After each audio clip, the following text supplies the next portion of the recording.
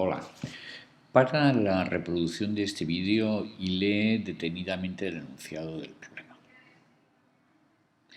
Bien, como habrás visto, en el problema este lo que se nos pregunta es sobre la presión de vapor de una disolución de cloruro cálcico en unas condiciones determinadas. Y nos dan datos como el factor de Van Hoff de la disolución, la densidad de disolución y algunas características del disolvente en nuestro caso, que es el agua. Y en este tipo de problemas, lo primero que hay que hacer es ordenarse un poco los datos, porque normalmente suelen haber bastantes datos.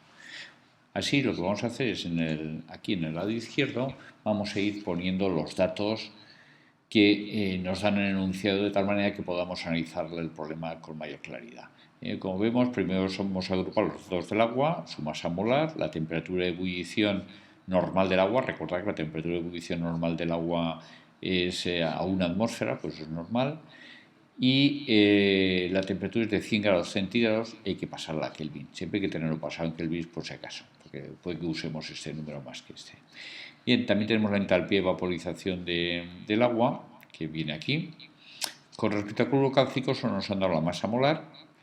Y con respecto a la disolución, tenemos que es 1% peso-peso de cloruro cálcico y nos dan la densidad, el índice de Van Hoff y la temperatura a la que se encuentra la disolución y a la cual nos van a pedir cuál es el valor de la presión de vapor.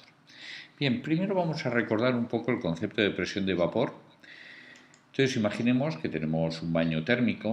Un baño térmico podría ser, por ejemplo, una habitación que lográsemos mantenerla a una temperatura constante, en este caso de 25 grados, hiciésemos lo que hiciésemos, e imaginemos dentro de esa habitación pues que tenemos una botella, que podría ser este recipiente, en el cual introducimos una cierta cantidad de agua líquida. Evidentemente aquí hay un espacio que no hay nada, vacío, por tanto el agua empezaría a evaporarse hasta que la cantidad de vapor permaneciese constante. Si en ese instante medimos la presión del vapor aquí, del gas, pues esto coincidiría con lo que se llama la presión de vapor del agua líquida. La presión de vapor del agua corresponde a la presión del vapor que está en equilibrio con el agua líquida a una temperatura determinada. Bien, ¿qué pasa si nosotros añadimos a en otra botella, cogemos otra botella, en vez de poner agua, añadimos una disolución de agua con cloruro cálcico? Pues de nuevo aquí habría un espacio vacío, esta disolución empezaría a evaporarse. De hecho, se evaporaría el agua. En estos casos no se evapora ni el cloro ni el calcio, que esencialmente sería el agua. Y si lo dejásemos que esto alcanzase el equilibrio, llegaría un momento que la presión de este gas vendría dada por esta letra P, que es precisamente lo que nos están pidiendo en el problema.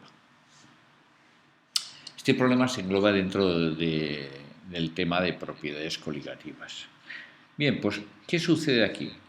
¿Cuánto valdrá esta presión? Nosotros sabemos ya por las propiedades coligativas que al añadir un soluto al disolvente se produce una disminución de la presión de vapor. Luego esta P va a ser más pequeña que esta de aquí. ¿Pero cuánto? Bueno, para ello vamos a definir primero el cambio en la presión de vapor, que va a ser delta P, que sea la presión de nuestra disolución menos la presión de la sustancia pura. A aquí significa el disolvente puro. Por otro lado, si utilizamos el modelo de disoluciones ideales diluidas, se obtiene la siguiente fórmula, en la cual delta P es igual a menos, el menos ya nos indica que va a haber una disminución de la presión de vapor, pues menos I, que es el factor de Van Hoff, la masa molar del disolvente, que en este caso es el agua, la presión de vapor del agua pura, 1000, y la molalidad de nuestro soluto. Bueno, pues vayamos a ver las cosas que conocemos y las cosas que nos piden que determinemos.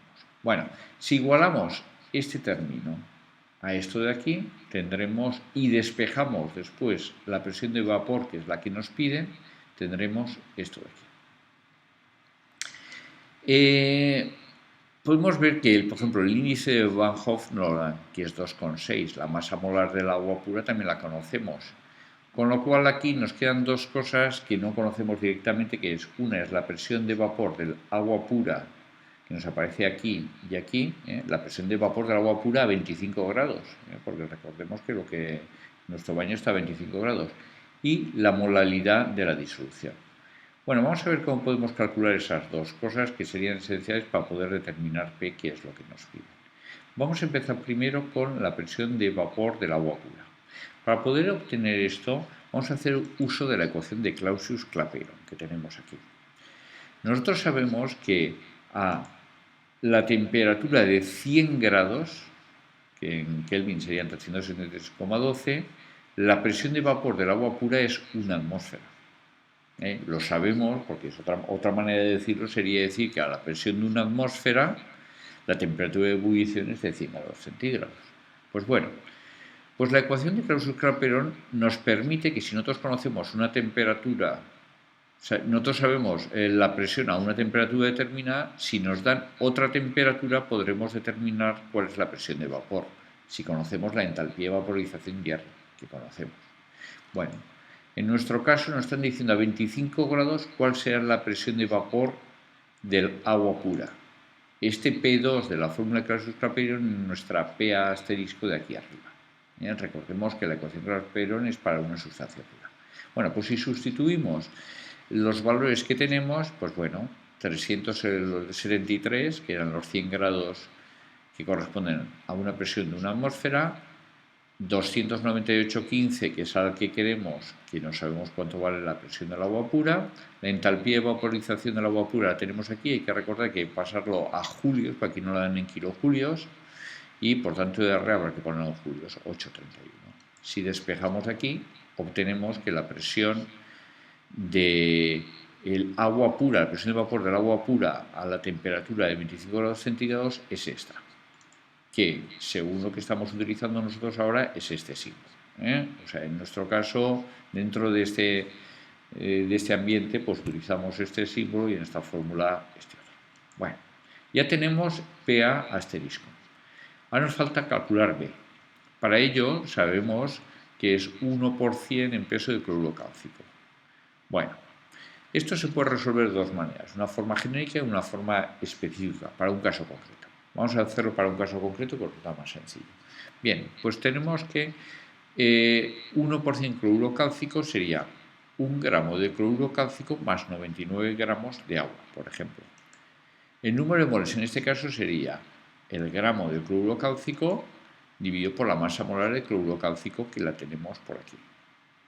Esto sería el número de moles. ¿Cuál sería la molaridad? Pues número de moles partido por kilogramo de disolvente. Nuestro número de moles dividido por kilogramos. ¿Cuál es el disolvente? El agua. Pero puesto en kilogramos. Lo tenemos en gramos, 99 por 10 a menos 3. Con lo cual B es esto de aquí. Bien, una vez que sabemos B y sabemos P asterisco, pues ya venimos aquí arriba y sustituimos. Donde ponen P asterisco ponemos su valor, que lo hemos obtenido aquí. Y no lo daban, el factor de Van Hoff. La masa molar del agua la tenemos, de nuevo el PA asterisco y B, que lo acabamos de calcular. Por tanto, aquí tenemos que la presión que nos pregunta, la presión de vapor de la disolución de cloruro cálcico a 25 grados es igual a 0,0369